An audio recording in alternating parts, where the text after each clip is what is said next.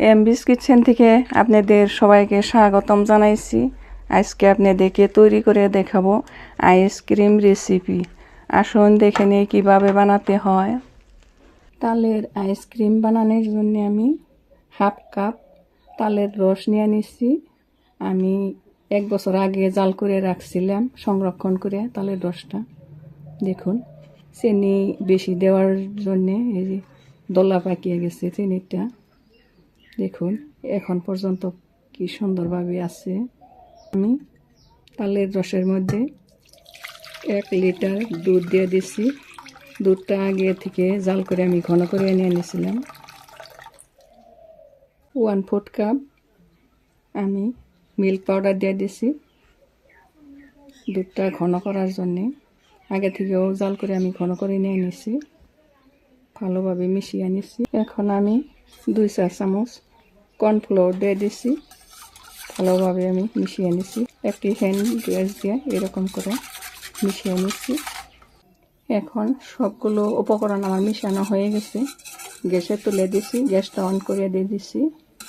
এখন আমি ভালোভাবে নেড়ে চেড়ে জাল করে নিব। এখন আমি 1/4 কাপ চিনি দিয়ে দিছি। চিনি আমার তালের রসেও আছে, চিনিটা আমি সেই জন্য কম করে দিছি। এখন এইভাবে নেড়ে চেড়ে মিশিয়ে নিব। হাফ কাপ নারকেল দিয়ে দিছি, কুড়ানো নারকেল। এখন আমি নেড়ে চেড়ে জাল করে নিব। এখন আমার দুধের মধ্যে বলক চলে আসছে, আর 5 মিনিট সময় এভাবে আমি জাল করে নেব। এখন আমার দুধটা জাল করা হয়ে গেছে, এখন আমি নামিয়ে নেব। এখন আমার আইসক্রিমের দুধটা ঠান্ডা হয়ে গেছে। এখন আমি এইরকম আইসক্রিমের মোল্ডে ঢেলে নেব।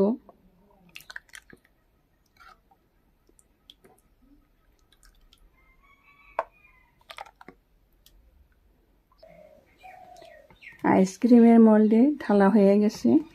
বাকি দুধটা এইরকম আমি 1 টাইম 4 কাপে ঢেলে নিয়ে নিছি। এখন আমি এইরকম একটি করে কাঠি দিয়ে দিছি আইসক্রিমের মধ্যে। এগুলোর মধ্যেও একটা করে কাঠি দিয়ে দিছি এরকম করে।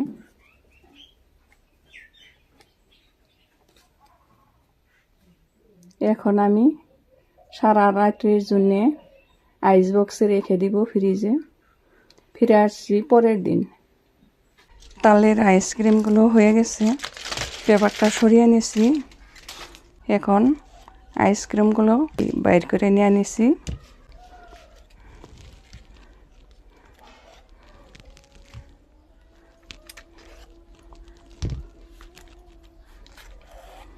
দেখুন কত সুন্দরভাবে হয়ে গেছে। 4 কাপেরগুলো বাইর করে নিয়ে নিছি আমি। দেখুন কত সুন্দরভাবে হয়ে গেছে। এই আইসক্রিমটা আপনারাও অবশ্যই বানিয়ে খাবেন, খুবই টেস্টি হয়, খুবই সুস্বাদু হয়।